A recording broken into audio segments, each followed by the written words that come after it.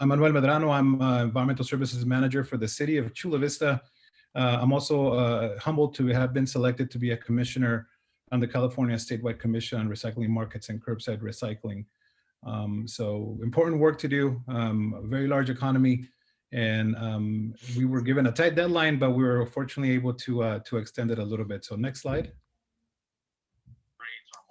So in 2019, then California Assembly member Susan Talamantes Eggman, she's now a senator, introduced AB 1583, which was signed by the governor and required the state to convene a stakeholder group, or in this case, a commission, with members of varying recycling expertise. So this commission was formed in the summer, was formed and actually convened and started having meetings in the summer of 2020.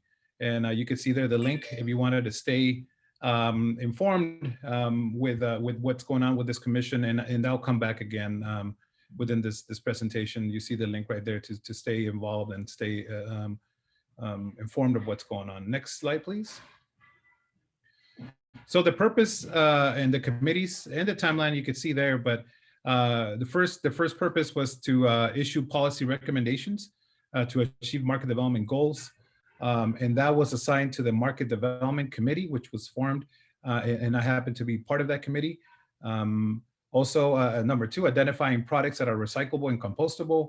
And actually that's two committees are looking into that, organics, the Organics Committee and the Recycling Committee.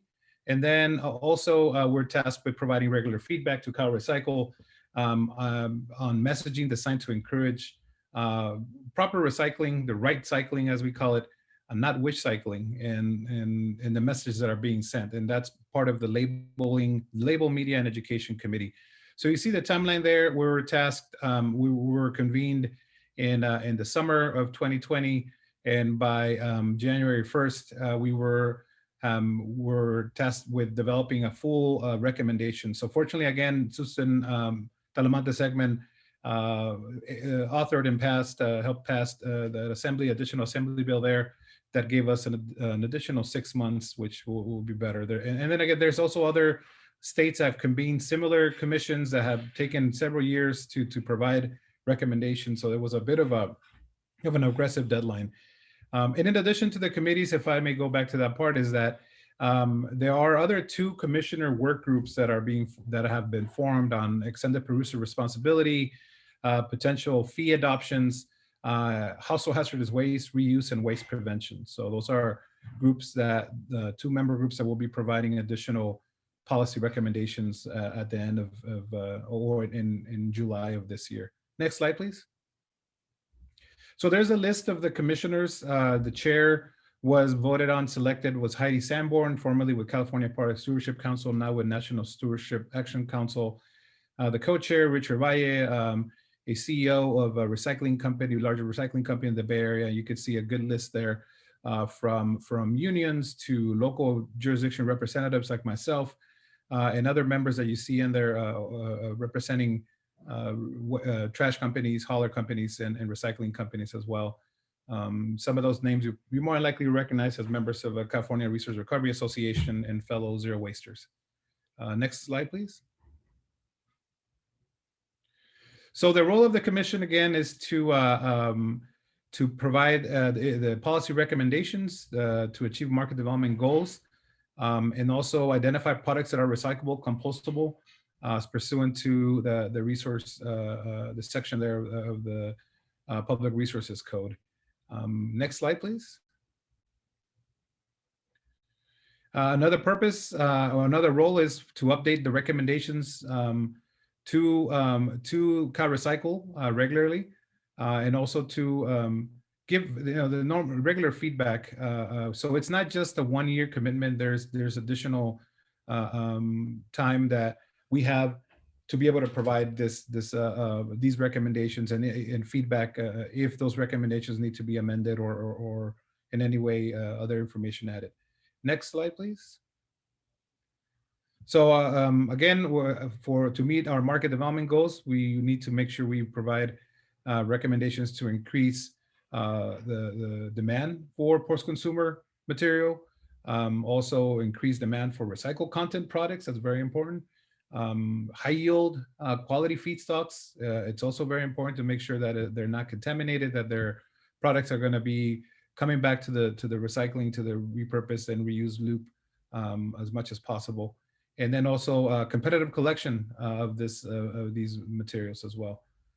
Next slide, please. And again, the policies that we need to recommend need to help the state meet its requirement. Unfortunately, we know that the target of 75% by 2020 was not met, but so we continue to provide the feedback and work on that. But something very important, depending on what side of the zero waste spectrum you are on, is these recommendations should not establish or enforce any additional or a recycling rate to any city or county greater than 50% diversion. So this is just to make sure that these recommendations are statewide and not affecting the local cities and counties, local jurisdictions. Next slide.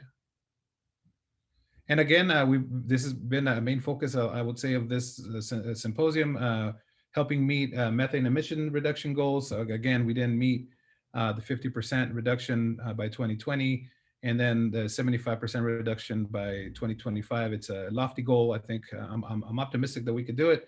Perhaps others don't think so, but I'm hoping that we could do this, and we're poised to do it. Next slide. So again, what we're recommending is what products are recyclable or compostable, and based on the definitions of this bill, this Senate bill, and determining the type of food service packaging, making sure that's reusable, recyclable, or compostable, and again providing regular feedback again to CalRecycle on helping minimize contamination on curbside programs. Next, please. Next slide. So on to the first committee, and the committee that I belong to. Again, this is per the recommendations that we provided on January, preliminary recommendations. I encourage you to go to the page. I'll go back to that page where you'll see the links. If not, you could just any easy search on California Market or Recycling Commission, and you'll probably see that in many searches. So next slide. So this committee, the Market Development Committee, again, tasked with making sure that we increase market demand for the post-consumer material and demand for recycled content products, and promoting efficient local waste diversion programs. So among what somewhat already has been said on previously. Next slide. So I think this is a repeat of, unfortunately, of the last. If we could go to the next slide. There we go. So the preliminary recommendations. Number one is expanding the state's agency buy recycle campaign. The state of California, we purchase an enormous amount of goods and services. So why not lead by example, making sure that they're buying products that are repairable, recyclable, and that have high recycling content. Sorry. So definitely lead by example, and the state could be leading that charge. Also activating the consolidated permitting process for facilities, something that it's in code. It's been in the books for decades, but really never looked at and scrutinized to make sure to help local facilities site and or expand if need be. And also working with, or a third specific recommendation, this is just one of many, working with GoBiz, or the Governor's Office of Business Economic Development. I think they're critical to help us expand markets and help provide the resources needed to encourage this type of activity, this type of market development. And so we're asking for that, and we're asking for additional funding to be able to fund, to provide either grants or additional loans through the Recycling Market Development Zone Program, additional money to be able to offer these operations. Next slide, please. So the Organics Committee, next slide. They're tasked with some of the goals that to make sure that we address the impacts of compostable packaging, increase food rescue, Infrastructure capacity. I know we're in a deficit of how much infrastructure we need in the state to comply, not only with SB 1383, but to be able to provide good products, good end products with organics. And then also developing the procurement and of organic products as well. Next slide. So these are two of the already approved recommendations that are at this point not final, but they're still have been sent as a preliminary recommendation to Cal Recycle, is developing a food rescue policy proposal. And the second one is really interesting, and as Bob Hill from Medco mentioned, with some of the plastics and other contaminants that could go into our anaerobic digesters and our composting programs and systems. The precautionary principle that, banning PFAS from foodware, that's something that it's going to be a recurring problem. We need to make sure we fix it if it's potential for harm. It shouldn't be allowed in our food system. So, and because eventually we'll make it to our organic waste management facilities. So next slide. Next slide, the recycling committee. So again, going fairly quick, I want to make sure I don't run out of time, but this committee was really instrumental with a lot of research that has been performed in determining that, obviously California has very unique markets for recyclable products. So we know that we have strict markets for paper and other products. You can see some of the percentages there, and also identifying what recycling really means and how it's handled in California as compared to others as well, and in other states. As you know, in California, in other states actually, the recycling, it's considered when sometimes you send recyclable material to things like cement kilns to burn or create diesel to burn in internal combustion cars. But this isn't illegal in California, so we can't have a plastics to fuel facility, and this is something that they're working with, not to make sure that continues, and we find a real solution to plastics, not just to burn them. Next line. So defining what's really recyclable per what's Sustainable Packaging Act, California Act. And making sure that it's cost effective and ways to, finding ways to improve collection and processing. It's part of what this committee is doing. Next slide, please. So they actually performed and deployed a really extensive survey of over 76 MRFs and the different materials they accepted, and with making sure what types of materials they're accepting. They also did a survey, recycling drop-off centers, interviewed MRF operators, perhaps some local, some perhaps maybe some that are in the audience now, and also studied the latest bill pricing of CRV material values. Next.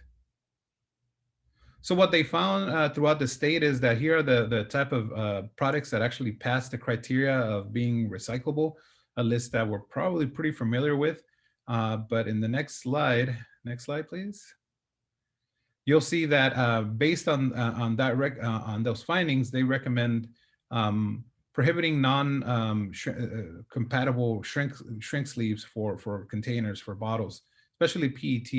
A lot of these shrink wraps are and I don't know if it's happening at local MRFs, but sometimes MRFs, rather than figuring out if the container is glass, plastic, or sometimes even aluminum, they prefer just to grab it, put it and separate it out, and perhaps it even goes into the trash. Well, what's a simple solution there? Mandating that PET bottles are, and perhaps all bottles are provide their products in clear containers. So it's already being done in countries like South Korea and Japan.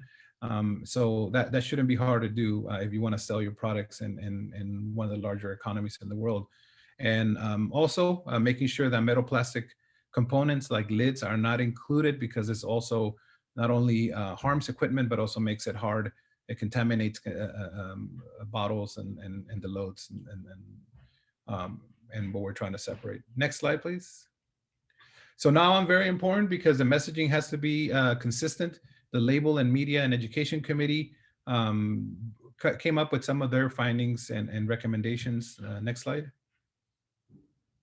So making sure that the proper media, the proper labeling, avoid and to avoid contamination, because there's just way too many variables out there, and making sure that products are listed properly as recyclable or compostable in our stream. Next slide, please. So there is a lot of confusion, and that leads to contamination.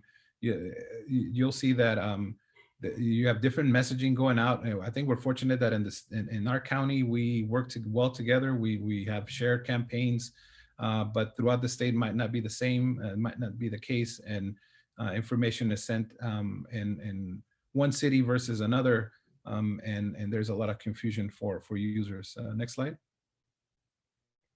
So just as an example, this county, Solano County, of less than 500,000 residents, there's 6 different options, acceptance lists.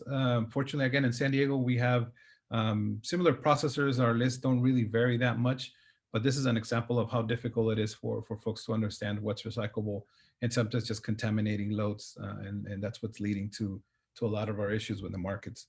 Next slide.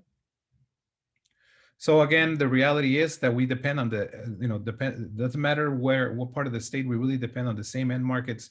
And some of the stats there you see, whether it's being, the materials are being sent through brokers, consolidators, it pretty much reaches a lot of those same end markets. So we have to make sure we have a uniform programs that help these markets. Next slide.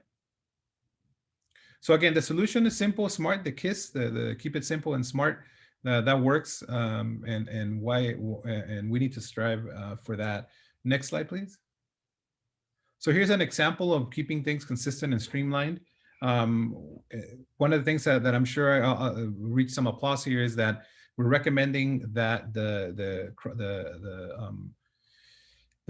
crossing, the typical recycling symbol with the crossing arrows or the following arrows that are just greenwashing everything, sometimes put on things that are not recyclable, go away. And I think there's already legislation that's been picked up and introduced to that effect. But we're still, this committee is still working on what will be the best options to replace those following arrows, and perhaps a simple R, and a little leaf with a C-shaped leaf that shows that that's a compostable product. It's really, really simple messaging up and down the state, that it's just easy to follow. Next slide. So going back to how you could follow some of the work of this very important work of this commission, the meetings are held every first and third Wednesday of the month from 9 to noon. And if you want to subscribe to the listservs and updates, there's the website there. There's also a way to provide your feedback, and a lot of these documents are held in a Google Drive, which is very accessible once you get into that website web page, and it's easy to follow. Next slide. That's what I was alluding to, the public comment portal. Again, it's in that website there, and you could easily just, it's a drop down. You could select statewide commission, and it leads you to to the comments. You could have a limited to 500 words or less, but only 150 words will be read in the meetings, because it just would take way too much time. But your comments do go on record, and they get posted on that Google Drive. Next slide. So this concludes my presentation. Thank you very much again for the invitation. That's my contact information. If you have any questions, I really do encourage you to follow what the work of this commission. We need feedback. Please make sure that your zero waste is well represented in some of this feedback as well. Thank you.